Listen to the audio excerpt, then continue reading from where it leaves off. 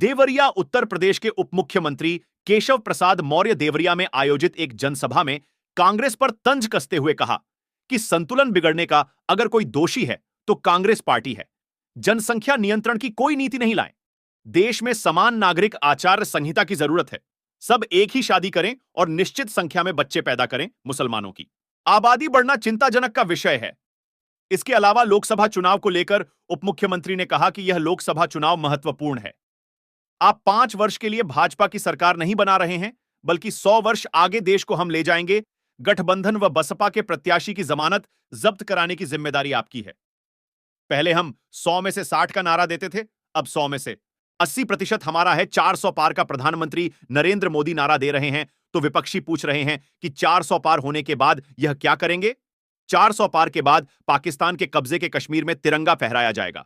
2029 तक कांग्रेस मुक्त भारत होगा। 2027 के विधानसभा चुनाव तक सपा समाप्तवादी पार्टी बन जाएगी।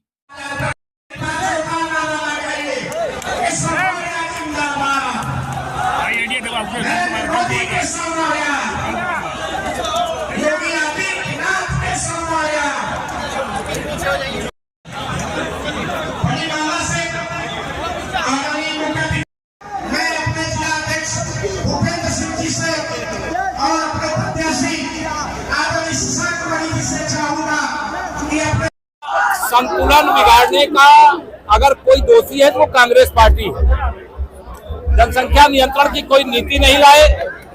एक तरफ तेजी से मुस्लिमों की जनसंख्या बढ़ती रही, दूसरी तरफ हिंदुओं की संख्या घटती रही। इसलिए इस देश में अब सामान्य नागरिक संहिता की जरूरत है, जिसमें सब एक ही शादी करें और एक निर्धारित संख्या बच्चे कितने पैदा करना वो सामान्य नागरिक संहिता के बाद आएगा। ये आबादी का इतना असंतुलन चिंताजनक है।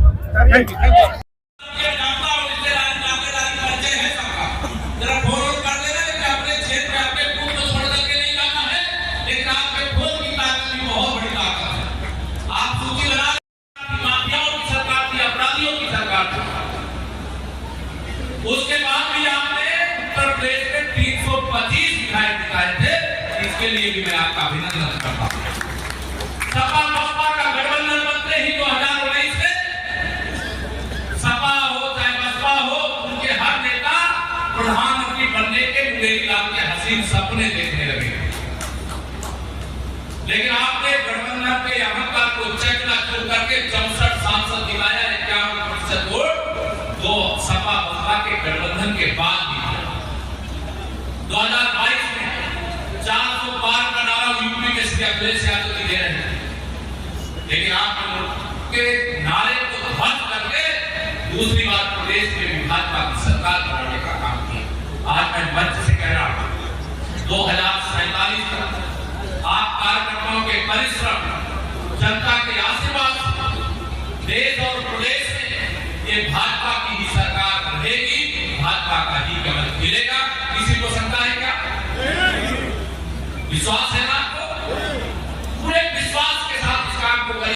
अपने अपने बूथ को बड़े स्तर से जिताने के लिए तैयार रहो। मेरा बूथ सबसे मजबूत, इस संकल्प के साथ आगे बढ़ो। बहुत अच्छा माहौल है। भारतीय जनता पार्टी चारों तरफ विजय यात्रा पर है, लेकिन हमारा बूथ अगर कमजोर रह जाएगा तो हमारी विजय नहीं होगी। हमारा मतलब एक कार्यकर्ता एक बूथ के प्रति, कर्तव्य के प्रति सजग रहे, सावधान रहे। और आप सबको आज के दिन में यही कहूंगा कि 2024 के लोकसभा चुनाव में आप विश्वास रखें कि कमल खिलाड़ी रहे। कांग्रेस पार्टी के शाहजादे कहा जाता है तो राहुल गांधी जी अमेठी छोड़ के भाग गए। रायबरेली में भी 2029 को इसलिए भाग जाएंगे कि 24 में वह सांसद बनने वाले वहां से नहीं है। आप सबका दायित्व है मोदी जी के नेतृत्व में आपकी बात 4 जोन 4 बजे 400 पार, फिर एक बार प्रचंड बहुमत की मोदी सरकार करके संसद करने का काम करेगा। जहां जरूरत होगी मैं फिर आऊंगा, पार्टी का नेतृत्व भी आएगा।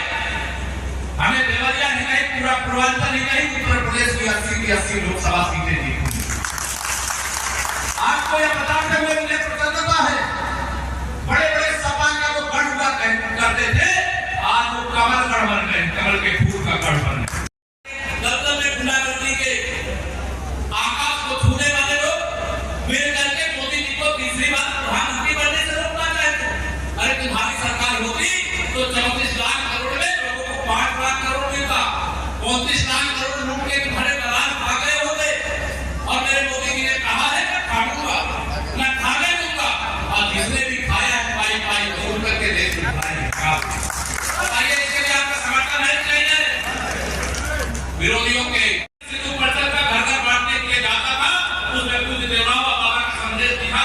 जिनके घर वो कैलेंडर उस समय का गया होगा उनको याद होगा। आज हम सबकी जिम्मेदारी है, हम विश्व में भारत को नंबर 1 बनाना है और भारत के पास बनने की सामर्थ्य है। ये भ्रष्टाचारी बैंक के लोग, गिरोह के लोग, परिवारवादी राजनीति करने वाले, भ्रष्टाचार के दलदल में डूबे हुए लोग तो देश की संसद में खड़े होकर बताने राहुल गांधी ना संविधान को खतरा है, अगर खतरा है तो श्री राहुल गांधी जी और श्री अखिलेश यादव जी के राजनीति का अस्तित्व को खतरा है, राजनीतिक भविष्य को खतरा है। इसलिए एक प्रकार का दुष्प्रचार कर रहे हो। भारतीय जनता पार्टी सबका साथ सबका विकास की बात करती है, तुम कुछ का साथ और परिवार का विकास, कुछ का साथ गुंडों का विकास, कुछ का साथ भ्रष्टाचारियों का विकास, कुछ का साथ माफियाओं का विकास करना चाहते हो। अब जनता के कमर का फूल कहते नहीं कहते, संविधान खतरे में पड़ जाएगा। आपने लोकतंत्र का ऐसा पुरानी स्वतंत्र भारत के इतिहास में देखा है, जो सांसद बनने के बाद पहली बार संसद भवन में प्रवेश करने से पहले जैसे मंदिर में कोई भक्त जाता है तो पहले देहरी पर जाकर के अपने सिर झुकाता है, वैसे संसद भवन को लोकतंत्र का मंदिर मान करके सिर झुकाने वाला नेता कौन? तो भारत के इतिहास में माननीय नरेंद्र मोदी जी है। उनके लिए आप कहते हो आपातकाल देश के अंदर थोपने का काम किए, जो बहुमत का दुरुपयोग करके सामान्य मामले में सुप्रीम जब माननीय नरेंद्र मोदी जी के नेतृत्व में भारतीय जनता पार्टी को बहुमत मिला तो 370 की दीवार भी ढह गई, रामलला का भव्य मंदिर भी बन गया। रामलला का मंदिर राम मंदिर ही नहीं है, वो राज मंदिर है, उसमें सबका योगदान है।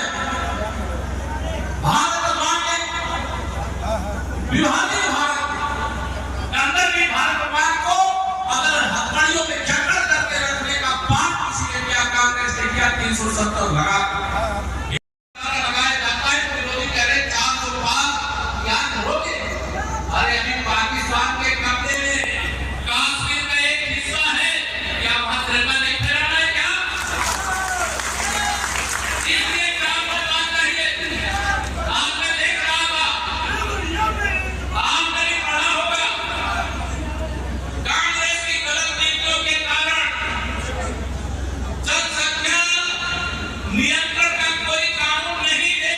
केंद्र में रह करके अल्पसंख्यक और बहुसंख्यक का विषय नहीं आना चाहिए, बल्कि हर जिले के अनुसार इसकी समीक्षा करनी चाहिए। जो जहां जिले में जगह है वहां बहुसंख्यक और अल्पसंख्यक हो, कई राज्य ऐसे जहां है ही नहीं, या तो तुष्टिकरण की राजनीति करके इस प्रकार क्रांति के तत्काल बाद गुजरात में भगवान सोमनाथ का मंदिर बन गया था, तो उसी समय अयोध्या, मथुरा, काशी के मंदिरों को भी बंद डालना चाहिए था, लेकिन इस कांग्रेस पार्टी ने वह समस्या को बचाए रखा केवल वोट बैंक की राजनीति के लिए। 100 में से 80% हमारा है, 20% में बंटवारा है और बंटवारे में भी हमारा, क्योंकि हमने सबका साथ सबका विकास किया है। ये कांग्रेस पार्टी जिसके प्रत्याशी हैं सपा के समर्थन से, इसके इतिहास को आप सब जानते हैं। कुर्सी के लिए देश का विभाजन हुआ, पाकिस्तान बना है, सपा बसपा के गठबंधन के बाद भी बनाया। ऐसे आदरणीय डॉक्टर रमापति राम त्रिपाठी जी वहां भी मंच पर है, ताली बजा करके उनको स्वागत करके सम्मान दीजिए। हमारे प्रदेश सरकार में देखिए, मेरे लिए सौभाग्य की बात यह है कि आदरणीय त्रिपाठी जी भी पहले प्रदेश के अध्यक्ष थे। मंच पर जिनके समर्थन में आज यहाँ पर आप सबका आशीर्वाद कमल के फूल पर एक फूल को दे करके केवलिया लोकसभा से रिकॉर्ड वोटों से विजयी बनाने की अपील करने आया हूँ।